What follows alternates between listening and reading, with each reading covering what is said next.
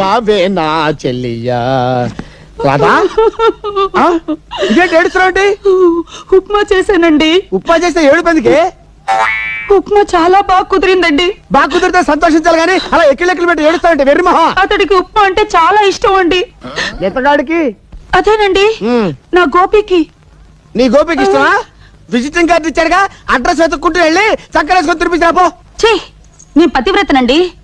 నేను ఒంటరిగా వెళ్తే అతను ఏదైనా తుంటరి పని చేస్తాడు. అప్పుడు నేను కాదనిలేను. అందుకని మీరే వెళ్ళి గోపికి ఇచ్చేసిరండి. రాధా, ప్రపంచ చరిత్రలో నాలాంటి దరిద్రమైన భర్త ఎవరికైనా ఉంటాడంటావా? నీ మాజీ ప్రియుడికి నేను ఉప్మా తీసుకెళ్లి ఇచ్చిరావాలా? అలా చేస్తే ఎవరుకుంటారు తెలుసా? చిచ్చి చిచ్చి చిచ్చి నేను ఇచ్చిరానంతే. మీరు వెళ్ళకపోతే నేను వెళ్తా. అప్పుడు నా గోపి, రాధా నీకు పెళ్ళైనా పర్వాలేదు, మనం ఎక్కడికైనా లేచిపోదాం అంటాడు.